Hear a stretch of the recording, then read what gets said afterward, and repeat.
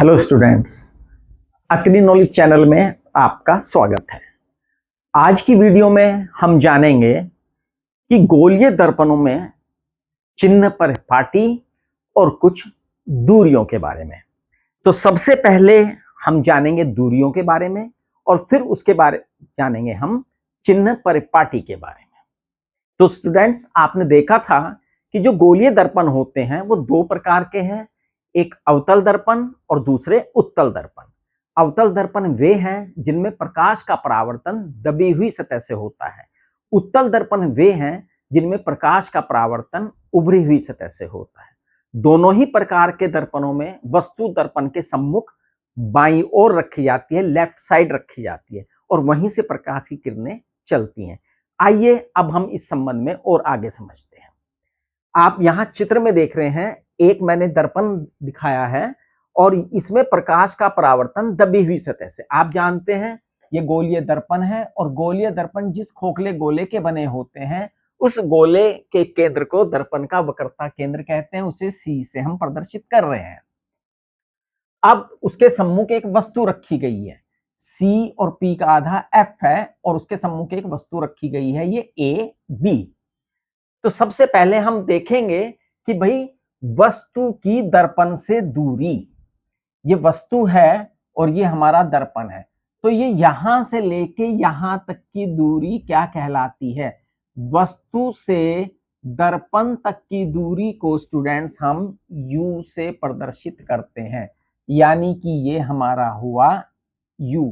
जहां पर भी वस्तु है वहां से दर्पण तक की दूरी को हम किस नाम से जानेंगे? u से जानेंगे। जैसे इसमें भी देखेंगे कि वस्तु ये है और दर्पण ये है, तो यहां से यहां तक की दूरी हुई u। इस केस में भी देखेंगे, ये हमने दिखाया है उत्तल दर्पण, इसमें प्रकाश का परावर्तन हो रहा है उभरी सतह से, उसमें c और f इस साइड अंदर की साइड होते हैं। तो ये वस्तु है और वस्तु से दर्पण तक की दूरी कहलाएगी u। Is that clear? अब ये दर्पण है, इस वस्तु से प्रकाश की किरणें चलेंगी, कम से कम दो किरणें चलेंगी, किरणें चलकर परावर्तित होंगी। देखो ये ऊपर वाली किरण चली और ये परावर्तित हुई और परावर्तित होकर यहाँ आई, क्योंकि ये मुख्य अक्ष के समांतर थी तो फोकस से होकर गई। दूसरी किरण फोकस से होकर गई है और फिर ये मुख्य अक्ष के समांतर हो जाएगी और जहां पर भी परावर्तन के पश्चात ये मिलेंगी या मिलती प्रतीत होती हैं, वहीं इस चित्र में मिल रही है वास्तव में, तो प्रतिबिंब ये सिरा यहां दिखाई देता है तो ये प्रतिबिंब बन जाता है। तो ये प्रतिबिंब बना है, तो यहां से इस प्रतिबिंब से इस दर्पण तक की दूरी को हम कहते हैं v, यानी कि ये प्रतिबिंब है और ये दर्पण तक की दूरी कहलाती है v। यहां पर प्रतिबिंब इस साइड बन रहा है तो प्रतिबिंब से दर्पण की दूरी कहलाएगी v। यहां पर भी प्रतिबिंब इस साइड बन रहा है, प्रतिबिंब से दर्पण की दूरी कहलाएगी v। समझ में आ रही है बातें? u और v के बारे में आपको पता लगा। u वस्तु की दर्पण से दूरी, v प्रतिबिंब की दर्पण से दूरी। वस्तु तो हमेशा लेफ्ट साइड पे ही रखी जाएगी, लेकिन प्रतिबिंब आगे भी बन सकता है, पीछे भी बन सकता है। तो v आगे भी आ सकता है, पीछे भी आ सकता है। देखो इस केस में तो v आगे ही है, इस केस में v पीछे है, इस केस में v पीछे है, तो ये कहीं पे भी हो सकता है। तीसरी है वस्तु की लंबाई। अब हम इस केस में देखें, ये वस्तु है a और b। अब इस वस्तु की कुछ ना कुछ तो लंबाई होगी, ये लंबाई, ये यहां से लेके यहां तक, तो इसे हम कहते हैं, क्योंकि ये वस्तु है, ऑब्जेक्ट है, इसे हम कहते हैं वस्तु की लंबाई को o। इसी प्रकार से यहां ये वस्तु है, इस वस्तु की लंबाई को हम कहेंगे o। यहां ये वस्तु है, इस वस्तु की लंबाई जो AB है, इसकी लंबाई अगर हम सेंटीमीटर में नापेंगे तो ये o। हालांकि लंबाई को मीटर में लिखना चाहिए क्योंकि मीटर ही SI पत्ती में दूरी का मात्रक है, लेकिन यदि सभी मात्रक सेंटीमीटर में दिए हैं तो हमें सेंटीमीटर लेने में कोई परहेज नहीं रखना चाहिए। अब आती है प्रतिबिंब की लंबाई। अब दर्पण है, दर्पण तो प्रतिबिंब बनाएगा, जैसे ये दर्पण था, ये वस्तु थी, इस वस्तु का प्रतिबिंब इसने बना दिया a' b'। अब प्रतिबिंब की भी कोई लंबाई होगी, जो प्रतिबिंब की लंबाई होती है वो कहलाती है I। प्रतिबिंब यानी इमेज की लंबाई कहलाती है I। तो यहां से लेके यहां तक की जो लंबाई है ये आई है। इसी केस में यहाँ पर यहां से लेके यहां तक की लंबाई जो है वो आई है। इस केस में यहां पर प्रतिबिंब बनना, यहां से यहां तक की लंबाई जो है ये आई है। तो वस्तु की लंबाई ओ और प्रतिबिंब की लंबाई वी। ठीक, अब इसके बाद आता है दर्पण की वक्रता थी। हालांकि हम ये बात आपको पहले बता चुके हैं। ये वक्रता के अंदर है सी, और सी से पी तक की दूरी कहलाती है दर्पण की वक्रता त्रिज्या, और इसे हम प्रदर्शित करते हैं कैपिटल आर से। ये बात हम पहले कह चुके हैं, लेकिन चिन्ह परिपाटी में चूंकि इसका जरूरत पड़ेगी तो हम दोबारा से लिखा है। इसी प्रकार से दर्पण का जो फोकस है वहां से ध्रुव तक की दूरी कहलाती है दर्पण की फोकस दूरी, और इसे हम लिखते हैं स्मॉल एफ से। तो यहां तक की ये बातें आप जान चुके हैं। यहां से लेके यहां तक की दूरी एफ, यहां से लेके इसमें अब आप देखेंगे आर भी इधर है, आर इधर है, और एफ भी इधर है। ठीक, तो आपको U पता लगा, आपको V पता लगा, आपको I पता लगा, आपको O पता लगा, आपको R पता चल चुका है क्या है, और आपको फोकस पता लग चुका, फोकस दूरी पता लग चुकी है स्मॉल f। ये दूरियां आपको दर्पण के सापेक्ष पता लग चुकी हैं। अब हम इनके चिन्हों को देखेंगे कि भाई दर्पण के जब भी आप प्रश्न करेंगे, संख्यात्मक प्रश्न करेंगे, उनमें कोई भी राशि लिखेंगे तो उसके साथ उसका चिन्ह लिखना अति आवश्यक है। तो चिन्ह परिपाटी को जानने के लिए हमें, आपने देखा होगा, हम एक्स प्रणाली जो है उसको हम देखेंगे। दो एक्सिस हैं, एक्स अक्ष और वाई अक्ष। जो क्षैतिज अक्ष है उसे हम एक्स अक्ष माने हैं, और जो ऊर्ध्व अक्ष है उसे हम वाई अक्ष माने हैं। दर्पण को सदैव जहां पर दोनों अक्ष एक दूसरे को काटते हैं वहां पर स्थित माना जाता है। अब इस तरफ की दूरियां, ये दूरियां होती हैं प्लस में। इधर आप देखें नंबर सिस्टम आप पढ़े हैं, तो इस तरफ की दूरियां क्या होती है, प्लस होती है। जबकि इस तरफ की कोई भी दूरी होगी तो वो क्या होती है, माइनस होती है। इसी प्रकार से ऊपर की तरफ चली गई दूरियां प्लस होती हैं, और नीचे की तरफ चली गई दूरियां माइनस होती हैं। ये हमने अवतल दर्पण के केस में देखा। अब यहां पे उत्तल दर्पण में देखेंगे, हम उत्तल दर्पण में देखेंगे तो ये भी x, x x, y x, इधर की तरफ चली गई दूरियां प्लस, इधर चली गई दूरियां माइनस, ऊपर की तरफ प्लस और नीचे की तरफ माइनस। ये चीजें हम आपको यहां पर बता रहे हैं। अब हम देखेंगे कि भाई अगर हम इस दर्पण को यहां मान लें, ये अवतल दर्पण है यहां मान लें, और ये वस्तु है यहां पर, तो वस्तु से दर्पण की दूरी क्या कहलाती है, U। तो यानी U जो है वस्तु से दर्पण की दूरी है, तो U तो हो गई माइनस। क्यों, क्योंकि इधर की तरफ चली गई दूरियां माइनस होती है। इस केस में अगर हम देखें V को, यहां पर ये प्रतिबिंब कैसा बन रहा है, चूंकि उल्टा है आप कहेंगे वास्तविक है, और ये दर्पण के सामने ही बन रहा है, तो इस तरफ ही प्रतिबिंब बन गया, और यहां से यहां तक की दूरी कहलाती है V। तो आपने कहा सर V भी हो गई माइनस, लेकिन शर्त क्या हो गई, प्रतिबिंब कैसा होना चाहिए, वास्तविक। लेकिन अगर हम दूसरा केस देखें, ये केस देखें, इसमें प्रतिबिंब दर्पण के पीछे है, यानी एक्सिस में इधर है, एक्सिस में इधर बन रहा है प्रतिबिंब, और यहां से यहां तक की दूरी कहलाती है V, हमने पहले लिखा है। और अगर इस तरफ दूरी होगी तो क्या होगी, V प्लस हो जाएगा, जबकि प्रतिबिंब कैसा होता है, आभासी। आभासी प्रतिबिंब सदैव सीधा बनता है, तो आप इसमें देखें सीधा।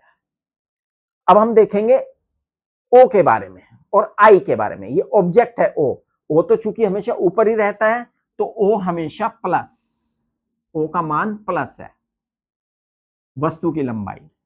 अब प्रतिबिंब की लंबाई देखेंगे।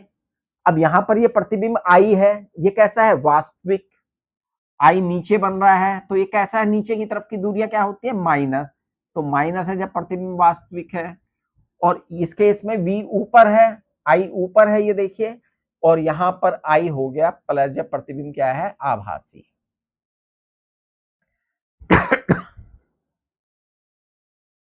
समझ में आया ये प्लस का मतलब और माइनस का मतलब। देखो एक्स एक्स पे है, इस तरफ चूरे प्लस, इस तरफ माइनस, ऊपर प्लस नीचे माइनस। अब ये दो स्थितियां हैं, एक तरफ प्रतिबिंब आभासी भी बन सकता है अवतल दर्पण में, और वास्तविक भी बन सकता है। ये वास्तविक है, ये आभासी है। जब U तो हमेशा माइनस होगा, क्यों, क्योंकि हमें वस्तु को हमेशा रखना ही लेफ्ट साइड में है। वस्तु हमेशा इधर ही रखी जाएगी तो u तो हमेशा माइनस आएगा, u ऑलवेज माइनस। अब v के केस में क्या हो सकता है, v भाई प्रतिबिंब आगे बन रहा है, आभासी प्रतिबिंब बन रहा है, वास्तविक ये देखना पड़ेगा, तो यहाँ इसमें वास्तविक है, आगे बन रहा है, तो v हो गया माइनस।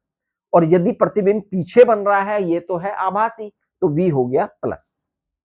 अब आते ऑब्जेक्ट o, o हमेशा ऊपर की तरफ है, o तो हमेशा रहेगा प्लस क्योंकि ये ऊपर रखेगा। v है ना, i को देखेंगे, i अगर नीचे है, वास्तविक है, तो i नीचे की तरफ माइनस है, तो वास्तविक प्रतिबिंब में i माइनस और आभासी प्रतिबिंब में i प्लस। ये तो हुआ अवतल दर्पण के बारे में चिन्ह पर पार्टी। और देखते हैं इसकी वक्रता त्रिज्या देखते हैं अवतल दर्पण में, यहां से लेके यहां तक ये कहलाती r। ये अवतल दर्पण है, अवतल दर्पण के बारे में हम बात कर रहे हैं, अवतल दर्पण है ये, इसमें r देखेंगे, ये सारी चीजें आ गई, आप आगे होंगे आपको समझ में। अब इसका r देखेंगे, r भैया c इधर है तो इसका r भी इधर ही होगा, और इधर की तरफ दूरियां क्या होती है, माइनस, r होता है माइनस, जिधर r उधर ही f है, फोकस दूरी भी उधर है, तो f भी होगा माइनस। ये है अबाउट अवतल दर्पण। अब आता है उत्तल दर्पण। उत्तल दर्पण, अब आप जानते हैं उत्तल दर्पण में तो प्रतिबिंब बनने की स्थिति में हमेशा प्रतिबिंब सीधा बन रहा है, छोटा बन रहा है और दर्पण के पीछे बन रहा है, तो यानी हम कह सकते हैं एक तरह से एक ही स्थिति है। तो यहाँ पे u देखें, u तो हमेशा माइनस आएगा क्योंकि ये वस्तु रखी है इधर, तो यहां से यहां तक की दूरी, इस तरफ चली गई दूरियां क्या होती है, माइनस होती है। अब प्रतिबिंब बनता है इसमें पीछे इधर, तो v होगा हमेशा प्लस। एक ही स्थिति है, यहाँ पर दो स्थितियां नहीं है जैसी वहां थी, यहाँ तो केवल v एक ही स्थिति में बन रहा है। यहाँ तो 6 स्थितियां थी, 6 में 5 में v आगे है और 1 में v पीछे है, लेकिन यहाँ पर तो स्थितियां ही दो हैं और दोनों में v पीछे है, तो v क्या है, प्लस है।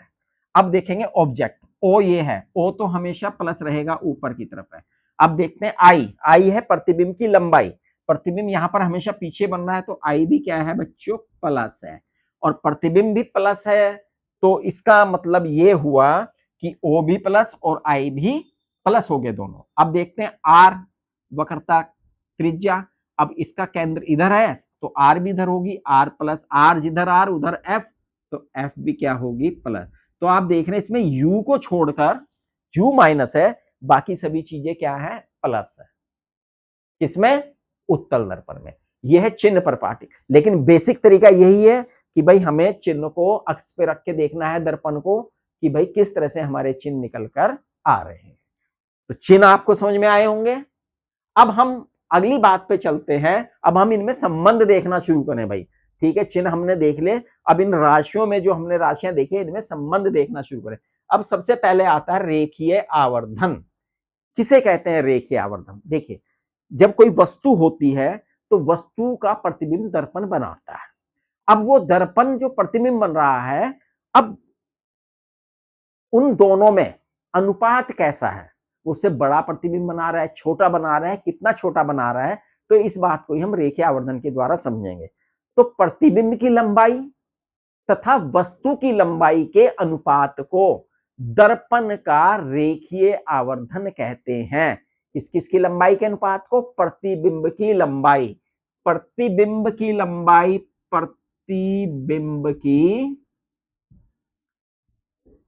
लंबाई यानी कि I, और वस्तु की लंबाई, वस्तु की लंबाई यानी कि O, और इनका अनुपात, ये रहा इनका अनुपात, दिस अनुपात दिस, इसे हमने क्या कहा, रेखीय आवर्धन बराबर है, यानी ये बराबर हुआ रेखीय आवर्धन के, रेखीय आवर्धन। और रेखीय आवर्धन को प्रदर्शित किससे करते हैं, स्मॉल m से, तो यानी कि स्मॉल m बराबर हो गया I upon O, I upon O। इस रेखीय आवर्धन को हम v और u के अनुपात में भी निकाल सकते हैं, तो m बराबर I अपॉन O बराबर माइनस के v अपॉन u। अगर हम v और u के अनुपात में निकाले तो ये हमारा रेखीय आवर्धन का सूत्र आ गया। चूंकि रेखीय आवर्धन एक अनुपात है तो इसका कोई मात्रक होगा नहीं, I का मात्रक मान लिया मीटर है तो O का मात्रक भी मीटर है, मीटर से मीटर कट गया तो अनुपात में तो मात्रक रहता ही नहीं। तो m चूंकि एक अनुपात है तो इसका कोई मात्रक नहीं होता। m बराबर आई अपॉन ओ बराबर माइनस वी अपॉन यू, इसे हम सूत्र में लगाएंगे और अगर हमें आई और ओ के कंसर्न में निकालना है तो एम आई और कंसर्न के रूप में निकल जाएगा, वी और यू के रूप में निकालना है तो माइनस वी और यू के रूप में निकल जाएगा। अब यहां से अगर हम देखें एम की वैल्यू को, यहां पर v plus and v minus, u तो हमेशा माइनस है, ठीक है। इसी प्रकार से यहां पर i और o सदैव क्या है, प्लस है, तो m सदैव प्लस है और इसमें प्लस और माइनस दोनों केस रहेंगे। चलिए एक और संबंध हम देखेंगे, r व f में संबंध। हालांकि संबंध हम बता चुके हैं, जो r होता है, जो वक्रता त्रिज्या होती है, वह सदैव फोकस दूरी के दुगने के बराबर होती है, r बराबर 2 इंटू एफ।